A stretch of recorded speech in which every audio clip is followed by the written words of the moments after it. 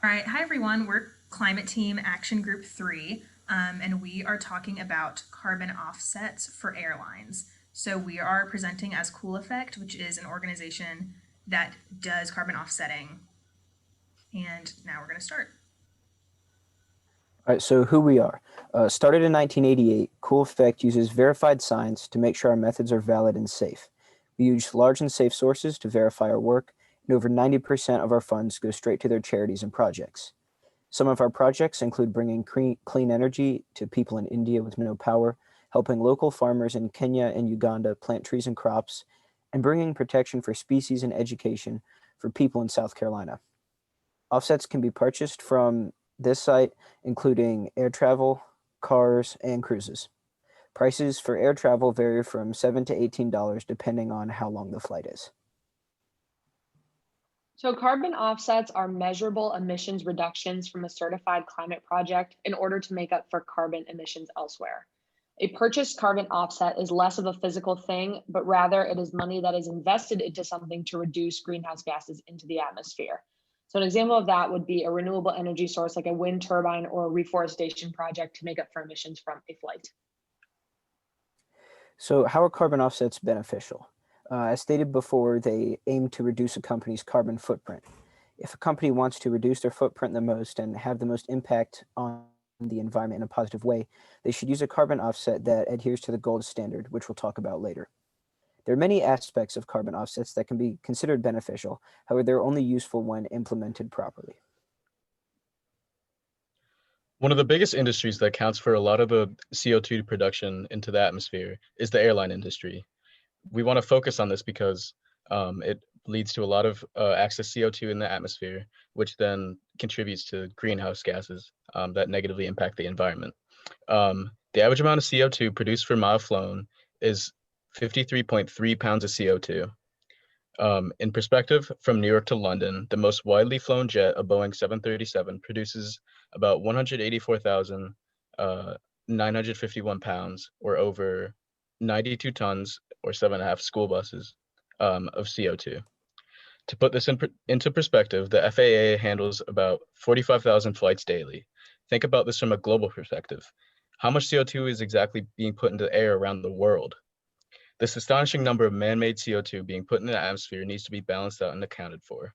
Airlines are just one factor in the grand scheme of carbon emissions, and one way that we can help reduce the amount of carbon going into the atmosphere.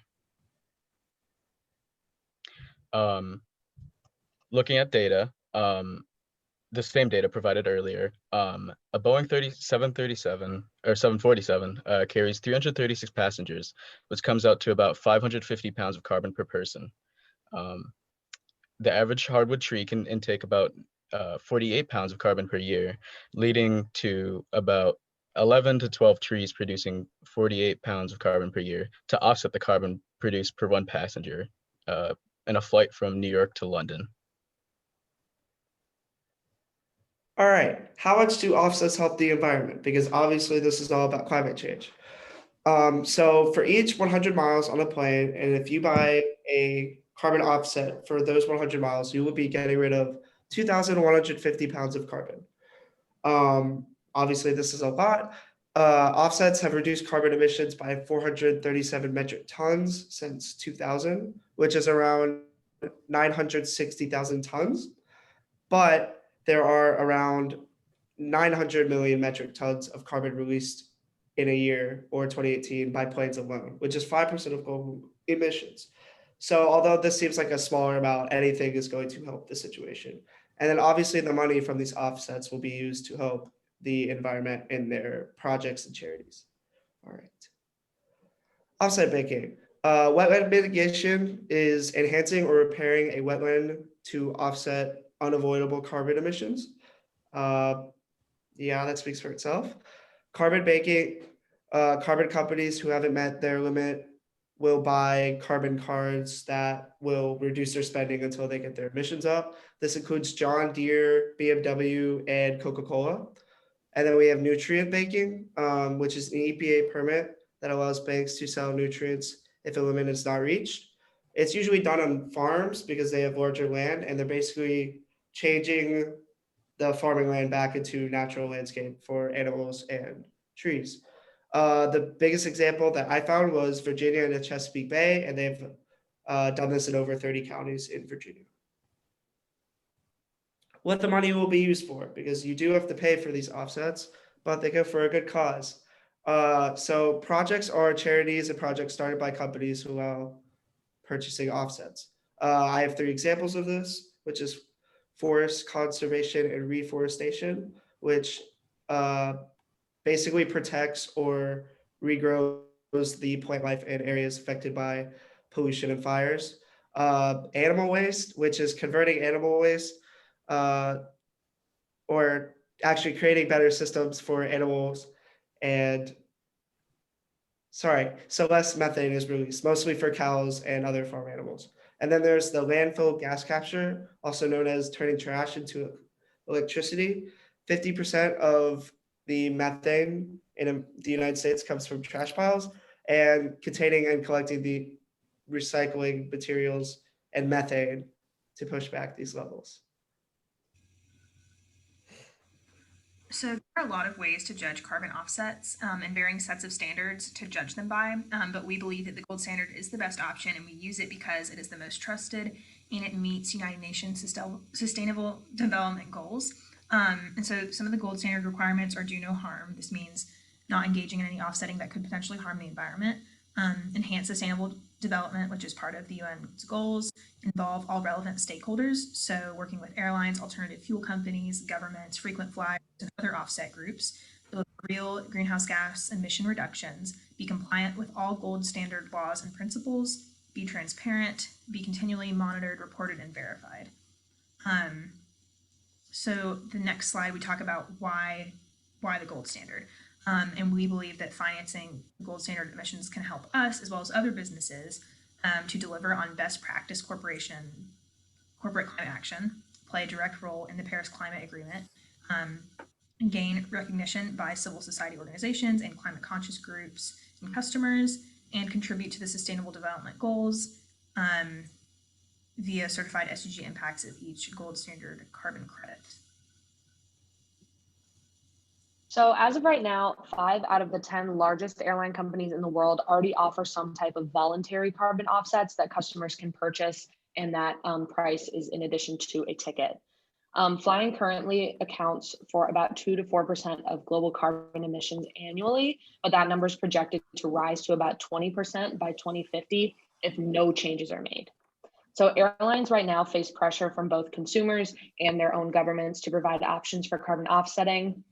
An incentive right now is that passengers can simply add the cost of an offset onto their ticket rather than the airline having to adopt the cost of the carbon offset.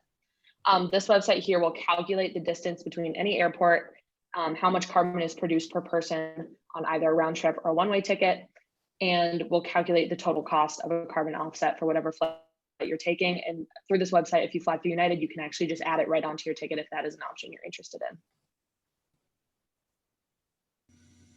So airlines, we know, are a small part of contributing to climate change, and we think the best way to hold them accountable is through government mandate. So we have a couple of recommendations.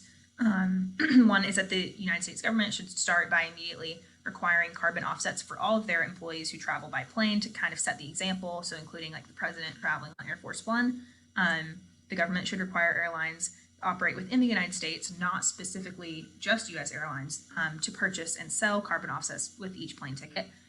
This impacts the international world more wholly because we know that climate change doesn't only exist within certain countries' borders, it's a global problem. And hopefully this will inspire other countries to follow suit. We know that climate change poses a major risk to the U.S. economy and to the financial system, so it's within economic interest to implement carbon offsets. And one source that we have is managing climate risk in the U.S. financial system, which is created by the U.S. Futures Commodity Trading Commission. So it's not created by scientists even, it's people who study the economy, and they have studied the impacts of how climate change is bad for the U.S. economy. And they say that U.S. financial regulators must recognize that climate change poses serious emerging risks to the U.S. financial system, and they should move urgently and decisively to measure, understand, and address these risks. So, like I said before, we know that climate change does not only exist in the United States, it's a global problem, and we believe that international actors should be involved, including the United Nations. And so, since they already have sustainable development goals, like Goal 13, to urge urgent action to combat climate change, we think that this is a step in the right direction. So, some other recommendations we have is a price on carbon that is fair, economy-wide, and aligns with the Paris Agreement.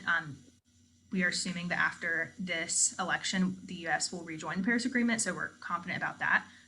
We believe that all federal financial agencies should incorporate climate-related risks into their current work, and that federal regulators should assess climate-related risks from government-sponsored enterprises and encourage those to adopt and implement strategies to monitor and manage risks. And so we propose, there's some legislation that's already been happening about this. Carbon pricing has kind of gone through a lot in the US Congress. To date, there's been over 50 carbon pricing bills that have been introduced, and none have passed.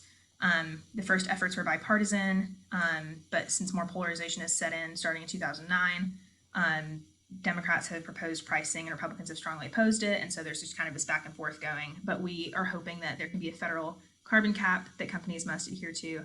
And priceoncarbon.org has tracked, that's where this graph is from, has tracked how many proposals have been made to Congress, and they're trying to pass a bill that would either cap carbon or establish a carbon tax. And we obviously believe that a cap is better than a tax, because putting less carbon into the atmosphere in the first place is better than having to sequester it after it's already there.